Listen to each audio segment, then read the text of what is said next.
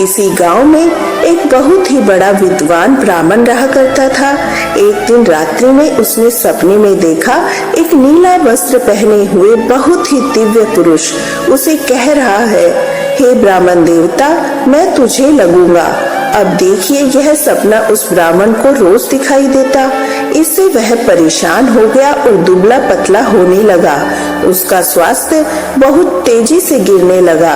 एक दिन उसकी पत्नी ने कहा, देखिए, मैं आपको कितना अच्छे से खिलाती पिलाती हूँ, मेवा मिश्री खिलाती हूँ, दूध मलाई खिलाती हूँ, अच्छा भोजन आहार पकाकर खिलाती हूँ।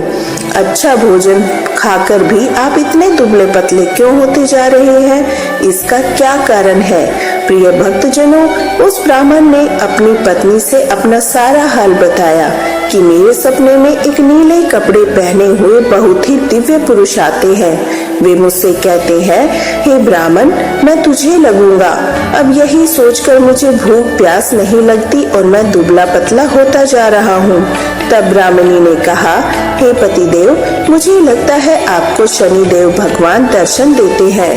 आपके ऊपर शनि की दशा शुरू होने वाली है, इसलिए वे आपको सचेत करते हैं। अवश्य ही ये शनिदेव महाराज है। अब की बार जब दिखे तो आप उनसे कहना, आप मुझे सिर्फ 1.25 पहर ही लगना। प्रिय भक्तजनों, उसी दिन जब रात्रि होती है तो ब्राह्मण फिर से सोता है। उसके सपने में शनि भगवान दर्शन देते हैं और कहते हैं, हे ब्राह्मण, आज मैं तुझे लगूंगा। तब ब्राह्मण ने कहा, हे भगवान, यदि आप लगना ही चाहते हैं तो लग जाइए, लेकिन यह बताइए भगवान, आप कितने दिनों के लिए लगोगे? तब शनिदेव ने कहा, हे ब्राह्मण, तुम्हारे ऊपर 7.5 शुरू होने वाली है, मैं तुम पर 7 साल के लिए लगूंगा। तब ब्राह्मण ने कहा, क्षमा कीजिए भगवान, इतना भारी तो मुझसे झेला नहीं जाएगा, 7 साल तो बहुत है भगवान। तब शनिदेव बोले, अच्छा 5 वर्ष के लिए लगूंगा। तब ब्राह्मण ने कहा, शनि महाराज, यह भी मेरे लिए बहुत ज्यादा है। शनि भगवान बोले, तो ठीक है, 2.5 साल तक के लिए लग जाओ। ब्राह्मण ने फिर से मना कर दिया। तब शनिदेव कहने लगे, 1.25 पहर का लगूंगा तो ठीक रहेगा। प्रिय भक्तजनों, उसे 1.25 पहर की शनि की दशा लग गई। ब्राह्मण ने नींद से उठते ही अपनी पत्नी से कहा, देखो, मेरी 1.25 पहर की शनि की दशा लगी है, इसलिए मैं जंगल जाकर समय बिताऊंगा। तुम मेरे खाने पीने का सारा सामान बांध दो, मेरे पीछे किसी से मत लड़ना, घर में बैठी रहना, बच्चों को भी वहीं मत जाने देना, इस 1.25 पहर में किसी को गाली भी मत सुनाना। ऐसा कहकर ब्राह्मण अपने घर से जंगल की ओर चल दिया। जंगल में ब्राह्मण एक पीपल के पेड़ के नीचे बैठ गया और हनुमान जी का पाठ करने लगा। 1 पहर बीत गया तो ब्राह्मण ने सोचा, बाकी का समय तो रास्ते में ही बीत जाएगा। सुबह वहाँ से चल दिया और रास्ते में चलते हुए उसे एक सब्जी मंडी दिखाई दी। उसने सब्जी मंडी में बड़ा सा कद्दू खरीदा। कद्दू खरीदकर अपनी चादर में लपेटकर वहाँ से चल दिया। तभी रास्ते में शनि महाराज एक साधु का वेश बदलकर उसके पास आते हैं और कहते हैं, तुम्हारी चादर में क्या है? ब्राह्मण ने कहा, हे साधु महाराज, मेरी इस चादर में तो कद्दू है। साधु ने कहा, अच्छा कद्दू है तो दिखाओ। जब ब्राह्मण ने अपना चादर दिखाया तो आश्चर्य, उसमें तो राज्य के राजा के बेटे का कटा हुआ सर था। यह देखते ही साधु महाराज, जो शनिदेव थे, उस ब्राह्मण को लेकर राजा के दरबार में पहुंच गए। राजा से कहने लगे, महाराज, यह देखिए, यह दुष्ट दुराचारी आपके पुत्र की हत्या करके उसके सिर को काटकर अपनी चादर में लेकर घूम रहा था, इसे आप दंड दीजिए। प्रिय भक्तजनों, राजा ने जब सुना उस ब्राह्मण ने उसके पुत्र को मार दिया है, राजकुमार की हत्या कर दी है, तब वह राजा बहुत क्रोधित हुआ। उसने कहा, मुझे मत दिखाओ, मुझसे यह सब देखा नहीं जाएगा। सैनिकों, तुम इसे तुरंत ले जाओ और सूली पर चढ़ा दो। जब नगर में यह समाचार हुआ कि राजा के पुत्र का सिर कट चुका है, एक ब्राह्मण ने उसकी हत्या कर दी है, तो नगर में हाहाकार मच गया।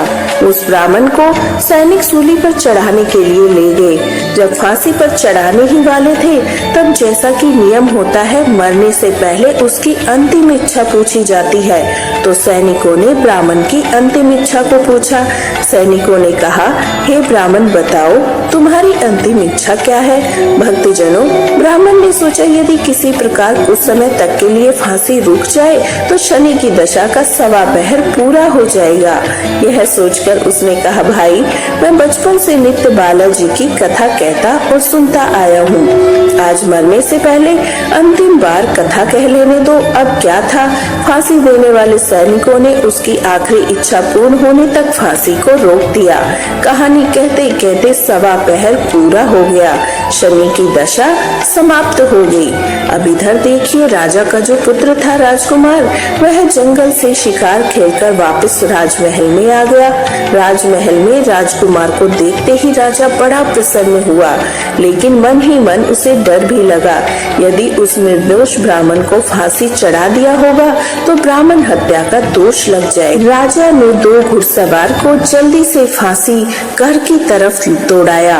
ब्राह्मण को आदर सहित दरबार में आने का हुक्म दिया। ब्राह्मण राज दरबार में उपस्थित हुआ तो राजा ने क्षमा याचना मांगते हुए कहा, आपकी बगल में जो चादर है उसे खोल कर दिखाओ। राजा की आज्ञा के अनुसार ब्राह्मण ने चादर खोली तो उसमें कद्दू था। राजा ने ब्राह्मण को बहुत सा धन दिया और पूछा, हे ब्राह्मण देवता, मुझे ये समझ में नहीं आया कि इस सब के पीछे क्या रहस्य है, यह सब क्यों हुआ, आखिर यह सब था क्या। तब ब्राह्मण ने कहा, हे महाराज, मुझे 1.25 पहर की शनि की दशा लगी थी, इसलिए यह सब कुछ हुआ। राजा ने कहा, हे ब्राह्मण, शनि देव की दशा किस प्रकार टलती है।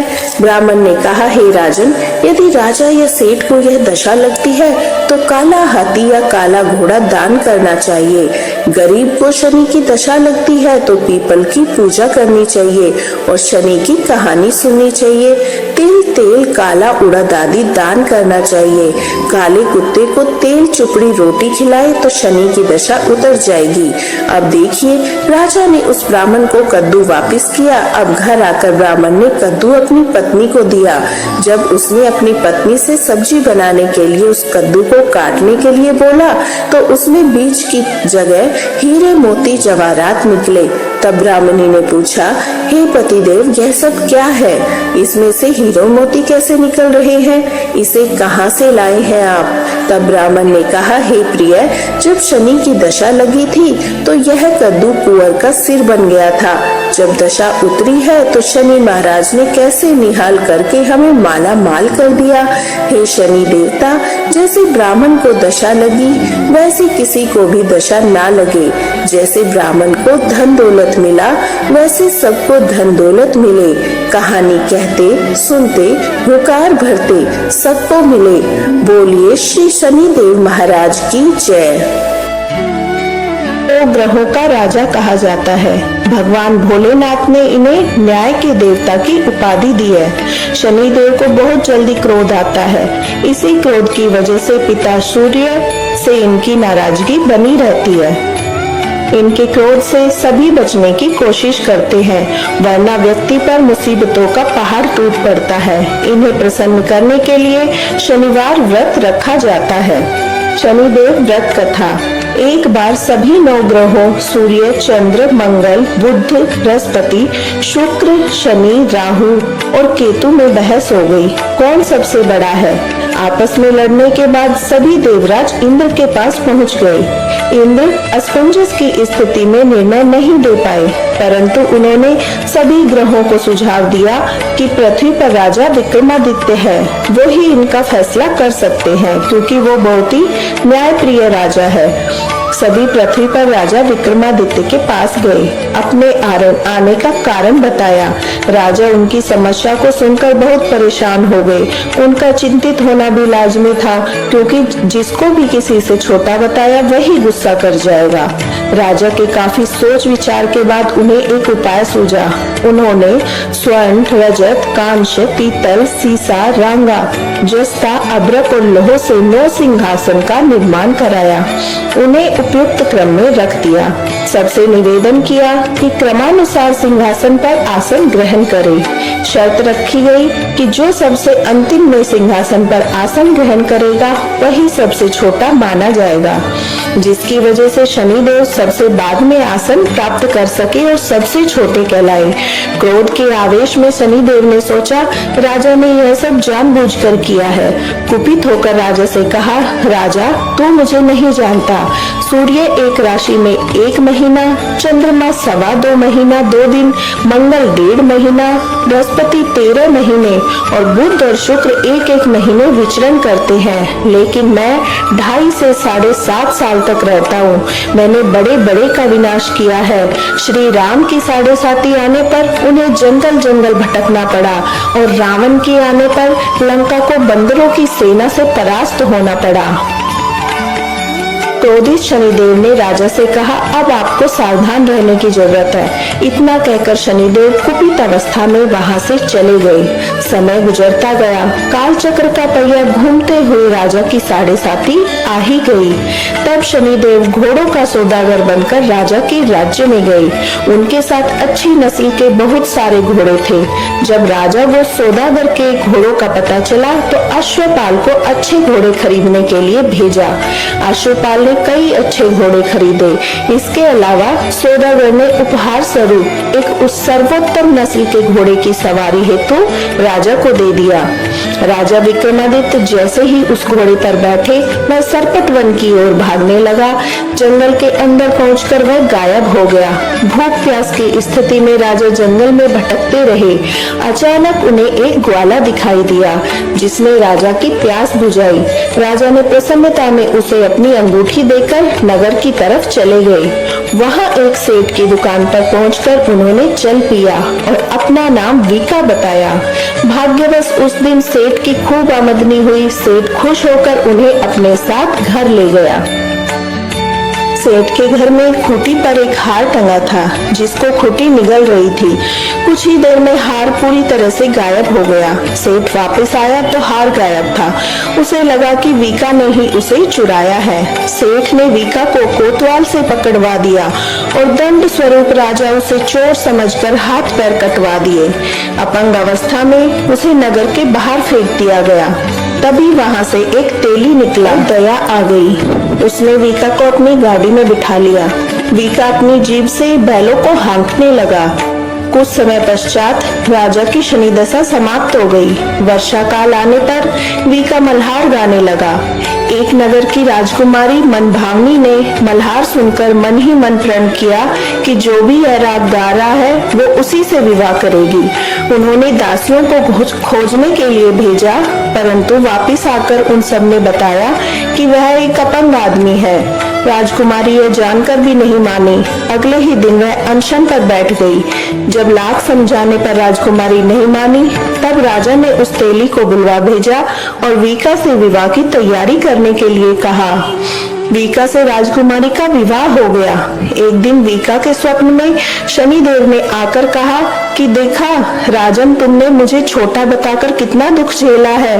राजा ने क्षमा मांगते हुए हाथ जोड़कर कहा, हे शनिदेव, जैसा दुख मुझे दिया है किसी और को ऐसा दुख मत देना। शनिदेव इस विनती को मान गए और कहा कि मेरे व्रत और कथा से तुम्हारे सारे कष्ट दूर हो जाएंगे। जो भी नित्य मेरा ध्यान करेगा, चींटियों को आटा डालेगा, उनकी मनोकामना पूर्ण हो जाएगी। शनिदेव ने राजा को हाथ पैर भी वापस दिए। दूसरे दिन जब सुबह राजकुमारी की आंखें खुली तो वह आश्चर्यचकित हो गई। वीका ने मनभावनी को बताया वह राजा उज्जैन का राजा विक्रमादित्य है। मनभावनी खुशी से फूले समा रही थी। राजा और नगरवासी अत्यंत प्रसन्न हुए। सेठ शनिदेव भक्तन हितकारी, सूरज के पुत्र प्रभु छाया मैं तारी। जय देव जय देव। जय जय श्री शनिदेव भक्तन हितकारी, सूरज के पुत्र प्रभु छाया मैं तारी। जय देव जय देव। श्यामी अंक वक्र दृष्ट चतुर्भुजाधारी, नीलांबर धारिनाथ गज की असवारी। श्यामी अंक वक्र दृष्ट चतुर्भुजाधारी, नीलांबर धारिनाथ गज की असवारी। जय देव जय देव। जय जय श्री शनिदेव भक्तन हितकारी, सूरज के पुत्र प्रभु छाया मैं तारी। जय देव जय देव। कीट मुकुट शीस सहज दीपत है लीलारी, मुक्तन की माला गले शोभित बलिहारी। कीट मुकुट शीश सहज दीपत लीलारी, मुक्तन की माला गले शोभित बलिहारी। जय देव जय देव। जय जय श्री शनिदेव भक्तन हितकारी, सूरज के पुत्र प्रभु छाया मैं तारी। जय देव जय देव। मोदक मिष्ठान पान चढ़त है सुपारी, लोहा तिल तेल उड़द महिषी अति प्यारी। मोदक मिष्ठान पान चढ़त है सुपारी, लोहा तिल तेल उड़द महिषी अति प्यारी। जय देव जय देव। जय जय श्री शनिदेव भक्तन हितकारी, सूरज के पुत्र प्रभु छाया मैं तारी। जय देव जय देव। देव दनुज ऋषि मुनि सुमिरत नर नारी, विश्वनाथ धरत ध्यान शरण है तुम्हारी। देव दनुज ऋषि मुनि सुमिरत नर नारी, विश्वनाथ धरत ध्यान शरण है तुम्हारी। जय देव जय देव। जय जय श्री शनिदेव भक्तन हितकारी, सूरज के पुत्र प्रभु छाया मैं तारी। जय देव जय देव। जय श्री शनिदेव भक्तन हितकारी, सूरज के पुत्र प्रभु छाया मैं तारी। जय देव जय देव।